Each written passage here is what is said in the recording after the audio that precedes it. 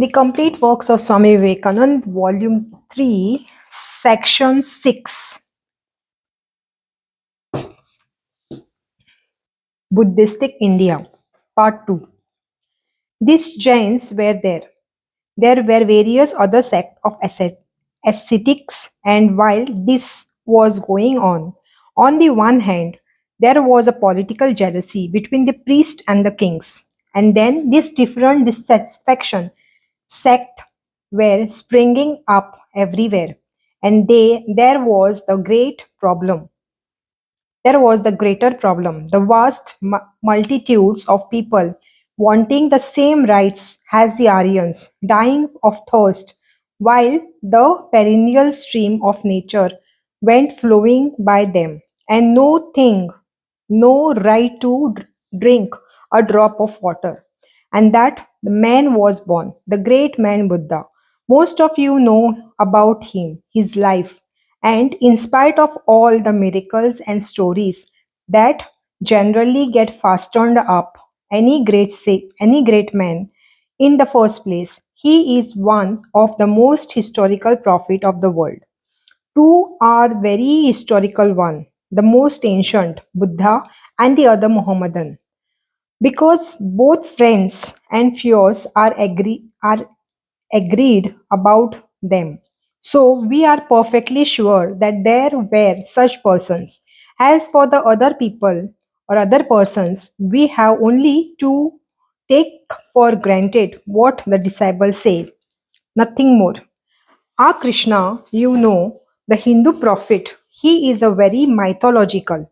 A good deal of his life and everything about him is written only by his disciples. And there seems to be something, three or four men who all loom into one. We do not know so clearly about many of the prophets, but has to this man about but has to this man because both friends and foes write of him. We are sure that there was such a historical personage. And if we analyze through all the fables and reports of the miracles and stories that generally are heaped upon a great man in this world, we will find an inside core and all through the account of that man. He never did a thing for himself. Never. How do you know that? Because you see, when fables are fastened upon a man, the fables must be tinged with a man's general character. Not one fable tried to impute any vice or any immorality of the man. Even his enemy have favorable accounts. When Buddha was born, he was so pure that whosoever looked at his face from the distance immediately gave up the ceremonial religion and became a monk and became saved. So the gods held a meeting. They said, "We are undone because most of the gods live upon the ceremonials. These sacrifices go to the god, and these sacrifices were all gone. The gods were dying of hunger, and the reason for it was that their power was gone. So the gods said, "We must anyhow put this man down. He is too pure for our life." And then the gods came and said, "Sir, we come to ask you something. We want to make a great sacrifice, and we mean to make a huge fire, and we have been seeking all over the world for the pure spot of light the fire on to light the fire on, and could not find it, and now we have found it. If you will lie down on your breast, we will make the huge fire." "Granted," he says. "Go on." And the Be- gods built the fire high upon the breast of Buddha, and they thought he was dead, and he was not.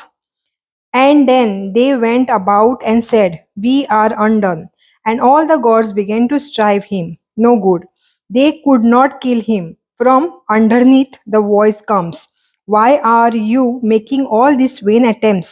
Whoever looks upon you becomes purified and is saved, and nobody is going to worship us.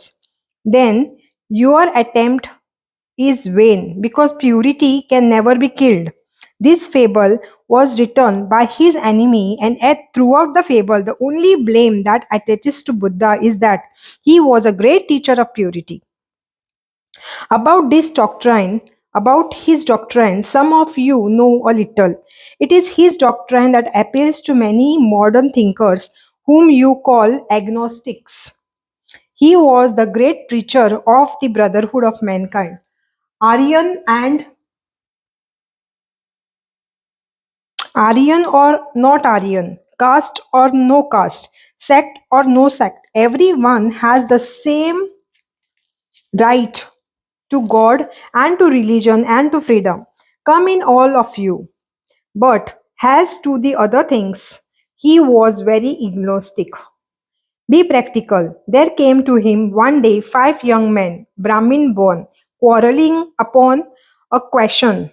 They came to him to ask him the way of truth or way to truth. And one said, my people teach this, and this is the way of truth.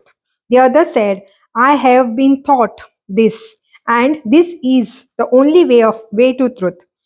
Which is the right way, sir? Well, you say your people thought this is true and is the way to God. Yes, but did you see God? No, sir. Your fathers? No, sir. Your grandfathers? No, sir. None of them saw God? No. Well, and your teachers? Neither of them saw God? No. And he asked the same to the others. They all declared that none had seen God. Well, said Buddha, in a certain village came a young man weeping and hollowing and crying, oh, I love her so. Oh my, I love her so. And then the villagers came, and the only thing he said was he loved her so. Who is she that you love? I do not know. Where does she live? I do not know. But he loved her so. How does she look? That I do not know. But oh, I love her so. Then asked Buddha, young man, what would you call this young man? Why so? He was a fool. And then and they all declared, why, sir, that young man was certainly a fool to be crying and all that about a woman to say he loved her so much and he never saw her or never or knew that she existed or anything. Are you not the same? You say that this God, your father or your grandfather never saw, and now you are quarreling upon a thing which neither you or nor your ancestor ever knew, and you are trying to cut each other's throat about it. Then the young man asked, what are we to do? Now tell me, did your father ever teach that God is ever angry? No, sir. Did your father ever teach that God is evil? No, sir. He is always pure. Well, now if you are pure and good and all that, do you not think that you will have more chance to come near to the God than by discussing all this and trying to cut each other's throat? Therefore, say, I, be pure and be good, be pure and love everyone. And that was all. You see that non-killing of animals and charity towards animal was an already existing doctrine when he was born, but it was new with him. The breaking down of caste, that tremendous movement, and the other thing that was new. He took 40 of his disciples and sent them all over the world, saying, go, you, mix with all races and nations, and preach the excellent gospel for the good of all, for the benefit of all. And of course, he was not molested by the Hindus. He died at the ripe old age. All his life, he was a most stern man. He never yielded to weakness. I do not believe many of his doctrines. Of course, I do not. Uh, of course, I do not. I believe that the Vedantism of the old Hindus is much more thoughtful, is a grander philosophy of life. I like his method of work, but what I like most is in that man is that among all the prophet of mankind, here was a man who never had any cobwebs in his brain and who was sane and strong, who was sane and strong. When kingdoms were at his feet, he was still the same man, maintaining I am a man amongst men.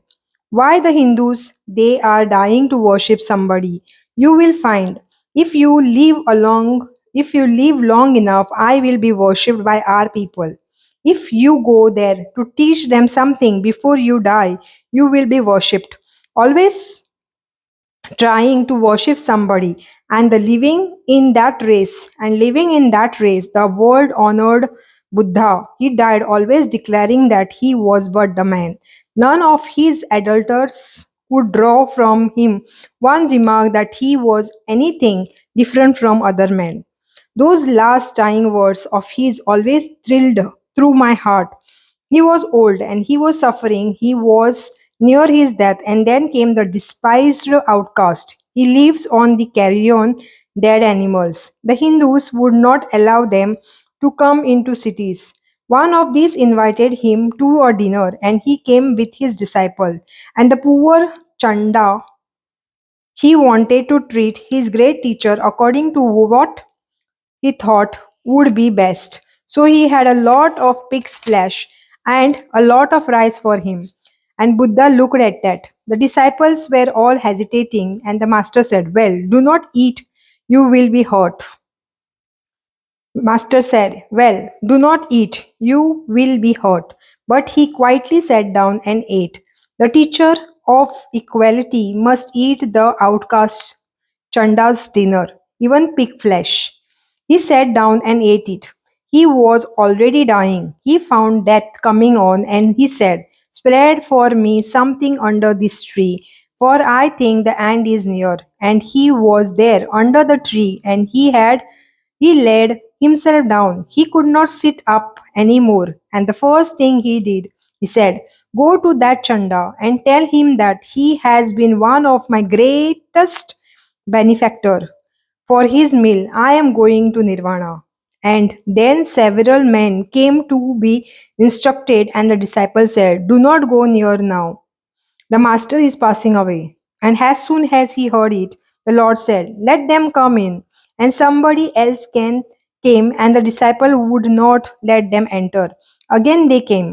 And then the dying Lord said, "And, oh, thou Anand, I am passing away. Weep not for me, think not for me, I am gone. Work out diligently your own salvation. Each one of you is just what I am. I am nothing but one of you. What I am today is what I made myself. Do you struggle? Do you struggle and make yourself what I am?" These are the memorable words of Buddha. Believe not because an old book is produced as an authority. Believe not because your father said you should believe the same. Believe not because other peoples like you believe it. Test everything, try everything, and then believe it.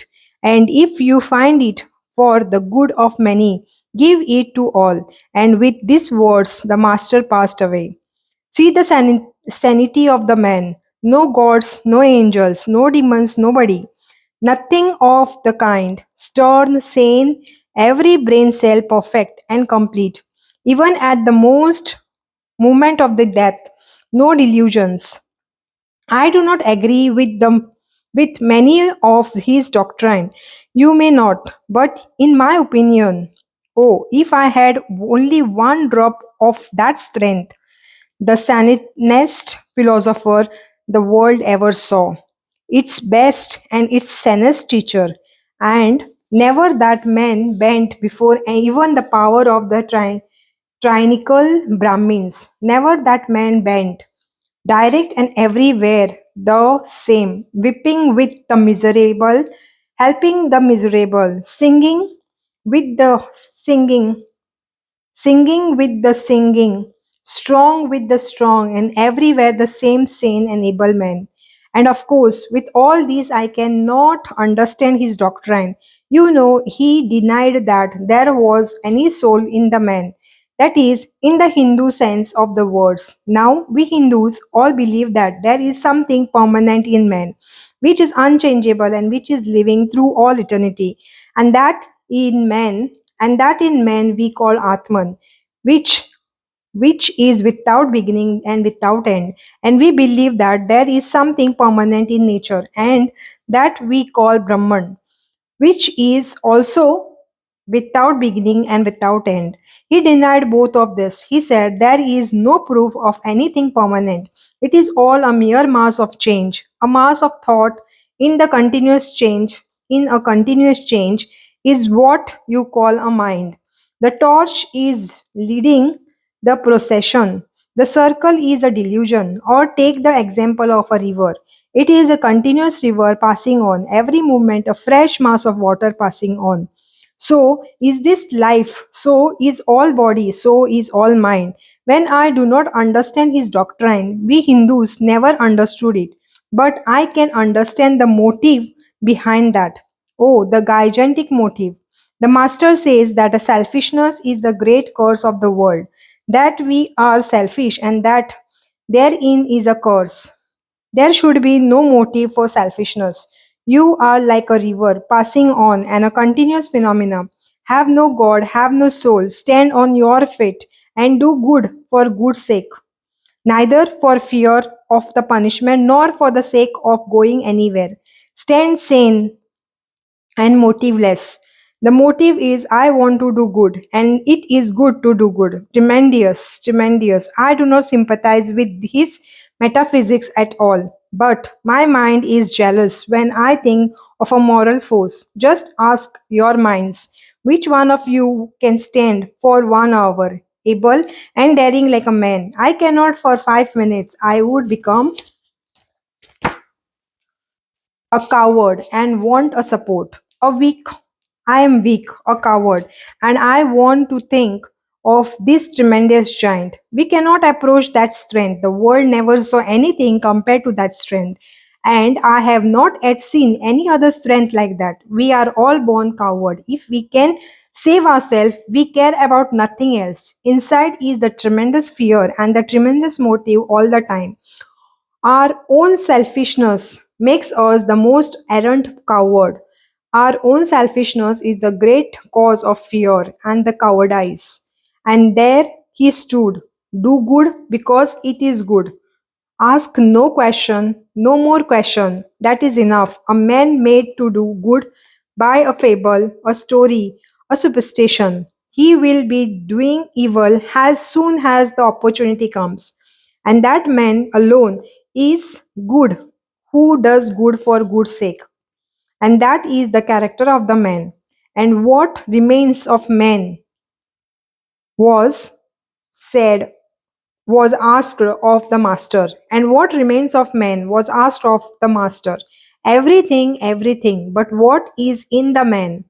Not the body, not the soul, but character, and that is left for all ages. All that have passed and died, they have left for us their character, eternal possession for the rest of humanity, and these characters are working all through. What of Buddha? What of Jesus of Nazarene? The world is full of their characters. Tremendous doctrine. Let us calm down a little. We have not come to the subject at all. Laughter. I must add not a few words more this evening. And then what he said, his method of work organization. The idea that you have today of church is his character. He left the church. He organized this monk and made them into body. Even the voting or by ballot is there 560 years before Christ. Minute organization. The church was left and became a tremendous power and did great missionary work in India and outside India. Then came 300 years after, 200 years before Christ, the great empire Ashok, as he has been called by the Western historians, the divinest of monarchs, and that man became entirely converted to the ideas of Buddha, and he was the greatest empire of the world at that time. His father was a contemporary of Alexander, and since Alexander's time, India had become more intimately connected with Greece. Every day in Central Asia, some inscriptions or other is been found. India had forgotten all about Buddha and Ashoka and everyone. But there were pillars, obelisks, columns with ancient letters which nobody could read. Some of the old Mughal emperor declared they would give millions for anybody to read those, but nobody could. Within the last 30 years, those have been read. They are all written in Pali. The first inscription is, and then he writes this inscription describing the terror and the misery of the war. And then he became converted to religion. Then said he, henceforth let none of my descendant think of acquiring glory by conquering other races. If they want glory, let them help other races and let them send teachers of science and teachers of religion. A glory won by sword is no glory at all. And the next you find now he is sending missionaries even to Alexandria. You wonder that you said all over the part of the country. Sect rising immediately called Therapeuti, Essenes, and all those extreme vegetarians and so on. Now, this great Emperor Ashok built hospitals for men and animals. The inscription showed they are ordering hospital, building hospital for men and for animals. That is to say, when any animal get old, if I am poor and I cannot keep it any longer, I do not shoot it down for mercy. These hospitals are maintained by public charity. The costing traders pay so much upon every hundred weight they sell, and all that goes to the hospital. So nobody is touched. If you have a cow that is old, anything, and do not want to keep it, send it to the hospital. They keep it. Even down to rat and mice and anything you send. Only our ladies try to kill these animals. Sometimes, they go in large number to see them and they bring all sort of cakes. The animal are killed many times by this food. He claims that the animal should be as much under the protection of the government as man. Why should animal be allowed to be killed? There is no reason, but he says before prohibiting the killing of animal for food even, people must be provided with all sort of vegetations. So he sent and collected all kinds of vegetations and plants. They planted them in India, and then as soon as these were introduced, the order was henceforth whosoever kill any animal will be punished. The government is to be a government. The animal must be protected also. What business has a man to kill a cow or a goat or any other animal for food? This Buddhism was and did become the great political power in India. Gradually, it also fell to pieces after all these tremendous missionary enterprises. But to their credit, it must be said, they never took up the sword to preach religion. Accepting the Buddha's religion or accepting the Buddhism, there is not one religion in the world which could make one step without bloodshed, not one which could get 100,000 converts just by brain power alone. No, no. Although, all through, and this is just what you are going to do in Philippines. That is your method. Make them religious by sword. That is what your priests are preaching. Conquer and kill them that they may get religion. A wonderful way of preaching religion. You know how that you know how this great emperor Ashok was converted. This great emperor in his youth was not a good. He had a brother, and the two brothers quarreled, and the other brother defeated this one. The emperor, in vengeance, wanted to kill him. The emperor got the news that he had taken shelter with the Buddhist monk. Now I have told you how our monks are very holy. No one would come near them. The emperor himself came. He said, deliver the man to me. Then the monk preached to him, the vengeance of bad is bad. Disarm anger with love. Anger is not cured by anger, nor hatred by hatred. Dissolve anger by love. Cure hatred by love. Friend, if for one evil thou returnest another, thou curest not the first evil, but only add one evil more to the world. The emperor said, "That is all right, fool that you are. Are you ready to give your life for that man?" "Ready, sir." And he came out, and the emperor drew his sword, and he said, "Get ready." And just as he was going to strike, the looked at the face of the man. There was not a wink in those eyes. The emperor stopped and he said, "Tell me, monk, where did you learn this strength? Poor big beggar, not to wink." And then he preached again. "Go on, monk," he said. "That is nice," he said. Accordingly, he fell under the charm of the master, Buddha's charm. There have been three things in Buddhism: the Buddha himself, his law, and his church. At first, it was so simple. When the master died, before his death, they said, "What shall we do with you?" "Nothing." "What monument shall we make over you?" He said, "Just make a little heap in if you want, or just do not do anything." By and by, there arose a huge temples and all the paraphernalia. paraphernalia. The use of image was unknown before then. I say they were the first to use images. There are images of Buddha and all the saints sitting about and praying. All this paraphernalia went on multiplying with this organization. Then these monasteries became rich. The real cause of the downfall is here. Monasticism.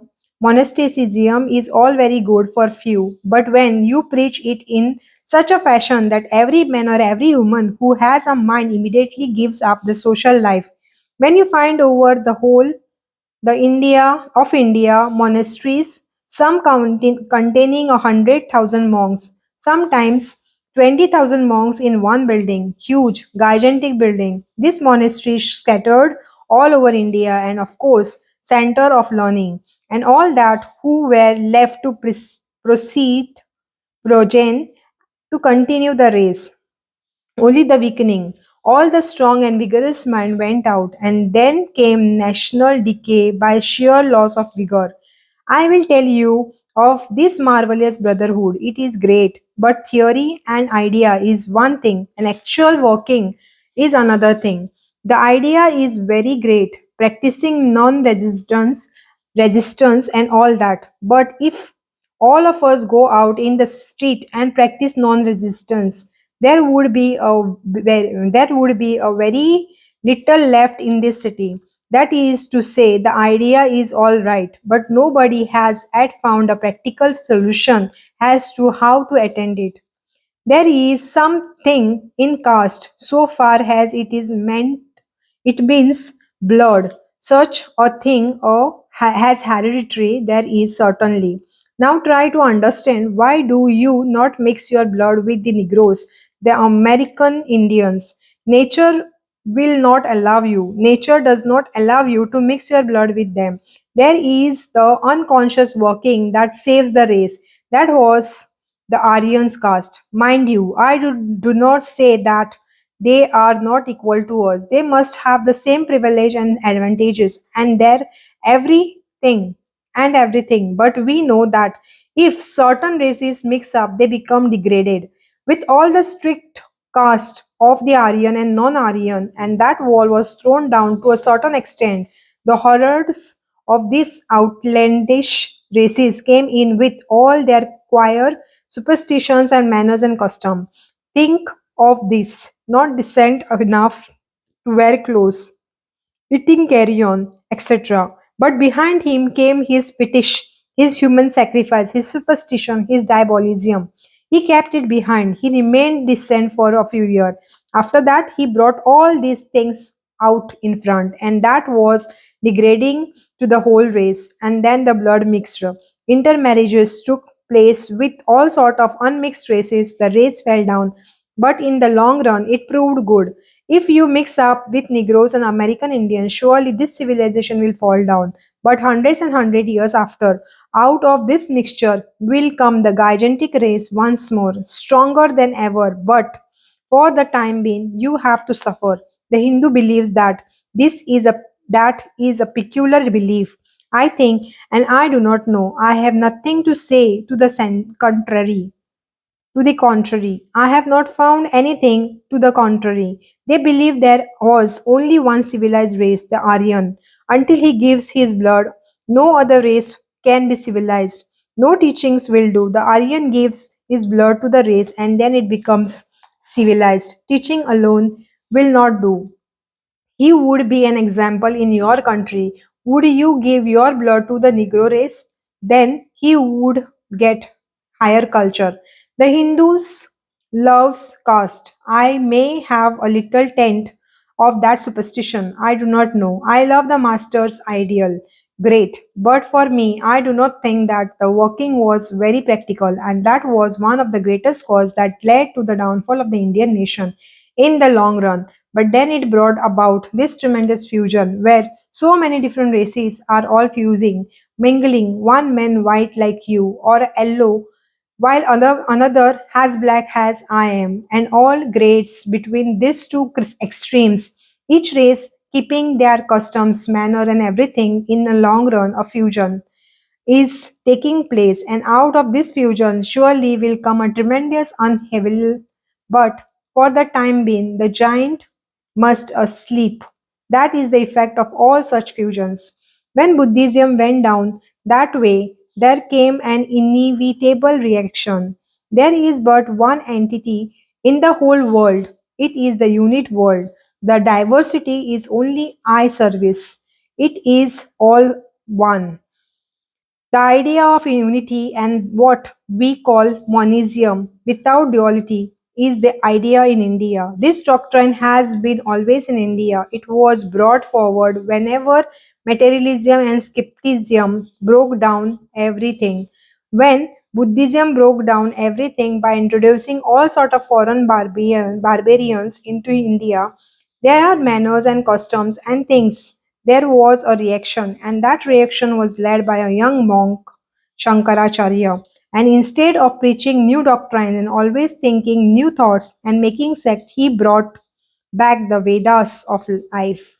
And modern Hinduism has thus an admixture of ancient Hinduism over which the Vedanta is predominant. But you see, what once dies never comes back to life, and those ceremonials of Hinduism never came back to life. You will be astonished if I tell you that according to the old ceremonies, he is not good. He is not a good Hindu who does not eat beef. On certain occasion, he must On certain occasion, he must sacrifice a bull and eat it. This is distincting this that is distincting now. However, they may differ from each other in India, and in that they are all one. They never eat beef. The ancient sacrifice and the ancient god, they are all good. They are all gone. Modern India belongs to a spiritual part of the Vedas. Buddhism was the first sect in India. They were the first to say, ours is our only path.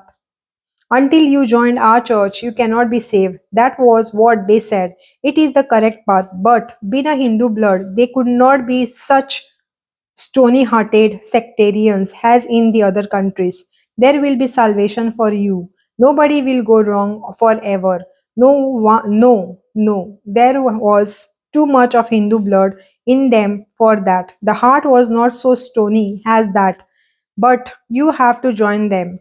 But the Hindu idea, but the Hindu idea, is not to join anybody wherever you are. That is the point from which you can start to the center. All right, it Hinduism has this advantage. Its secret is that doctrines and dogmas do not mean anything. What you are is what matters.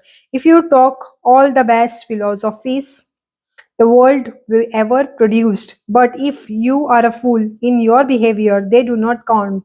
And if in your behavior you are good, you have more chance. This being so, the Vedantis can wait for everybody. Vedantis teaches that there is but one existence and one thing real, and that is God. It is beyond all time. It is beyond all time and space and causation and everything. We can never define him. We can never say what he is except We can never say what He is except that He is absolute, exist, absolute knowledge, absolute bliss. We can never say what He is except that He is absolute existence, absolute knowledge, and absolute blissness. He is the only reality of everything. He is the reality of you and me, of the world, and of everything everywhere. It is His knowledge upon which all our knowledge depends.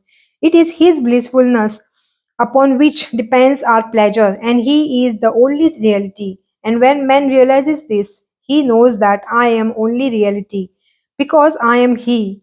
What is real in me is He also, so that when a man is perfectly pure and good, and belong all grossness, and beyond all grossness, he finds has Jesus found. I and my Father are one. The Vedantist has patience to wait for everybody. Wherever you are, this is the highest. I and my Father are one. Rise, release it. If an image helps, image are welcome. If worshipping a great man helps you, worship him. If worshipping Muhammadan helps you, go on. Only be sincere, and if you are sincere, say Vedantism, you are sure to be brought to the goal. None will be left. Your heart, which contain all truth, will unfold itself chapter after chapter till you know the last truth, and that I and my Father are one. And what is salvation? To live with God, where, anywhere, to live